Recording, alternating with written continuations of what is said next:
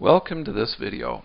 In this video we will find the Thevenin equivalent circuit of a simple circuit with one independent source. So the circuit that we will find the Thevenin equivalent of is on the left.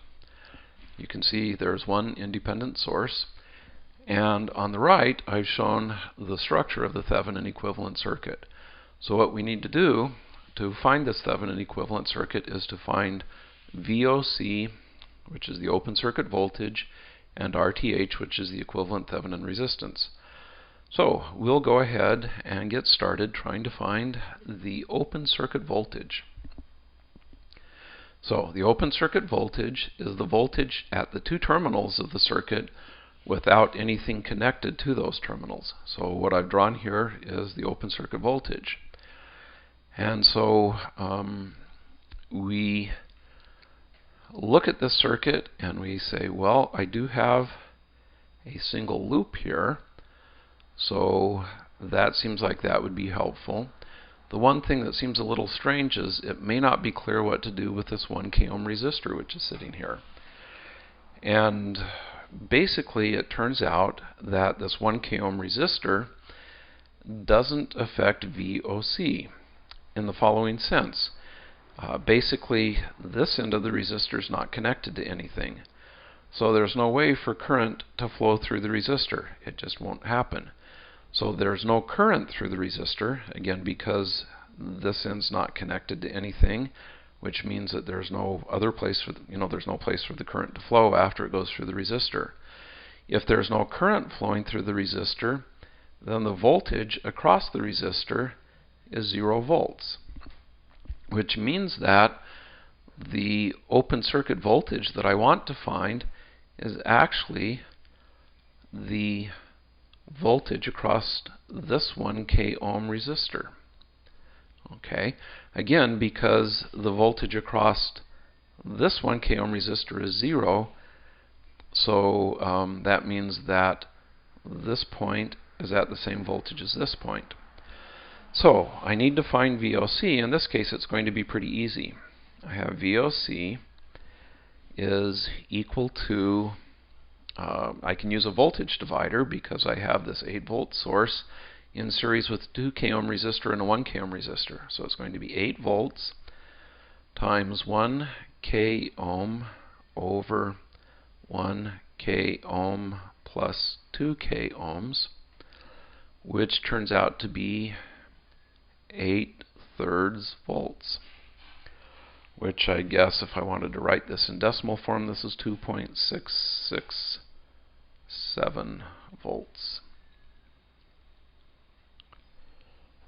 Have I got that right? Yeah, I think I've got that right. So we're halfway there in the sense that we now know what the open circuit voltage is.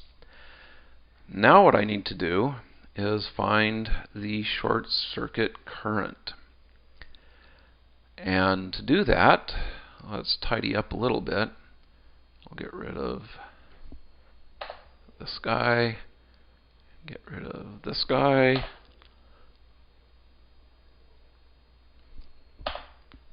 Okay, so now I need to find the short circuit current. I do that by shorting the two output terminals.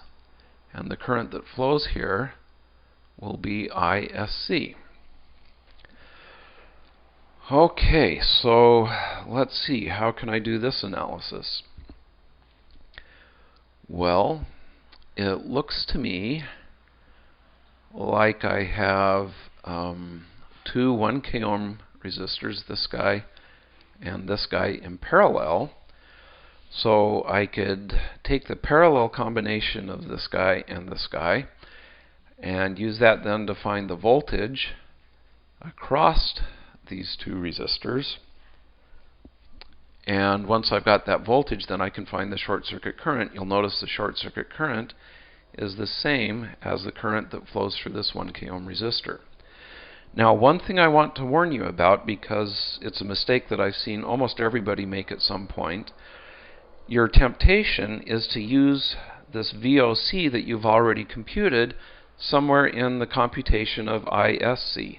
You can't do that because by shorting the terminals here, I've changed the circuit. No longer do I have a circuit that has nothing between the top terminal and the bottom terminal. Now I have a circuit that has a short between those two terminals. So this VOC that you computed, you have to remember this is for a completely different circuit. Okay, well, to now solve this using the approach that we've just talked about, suppose I call the voltage between here and here V1, and I need to find that. Once I find V1, I know the voltage from here to here, which tells me what the current would be. So to do that, I will do the following. So we have 2K ohms. Now this 2K ohms will be in series with the parallel combination of the 1K ohms. And if I have two 1K ohms in parallel, then the equivalent resistance is 500 ohms. Okay, and again, this voltage here is still V1. I haven't combined V1 or hidden V1 inside the equivalent resistance. So I can say then that V1 is, using the voltage divider, 8 volts times 500 ohms over 2K ohms plus 500 ohms, which in this case is going to be 8/5,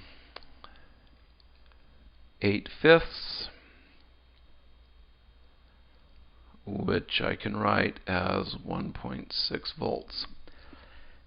And then I want ISC, and as I said, ISC is the voltage across the 1K ohm resistor across this guy.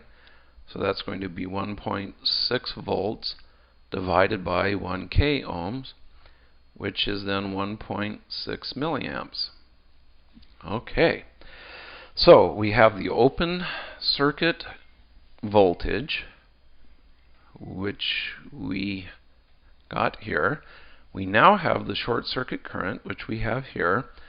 So we can find the Thevenin equivalent resistance as, let's see, we'll do it up here. RTH is 2.667 volts over 1.6 milliamps, which when I work this out should be equal to, let's see what it is when we work it out.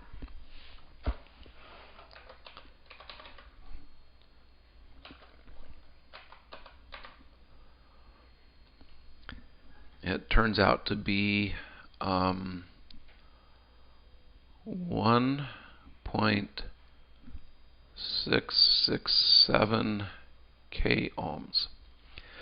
Okay, so this is good. I basically have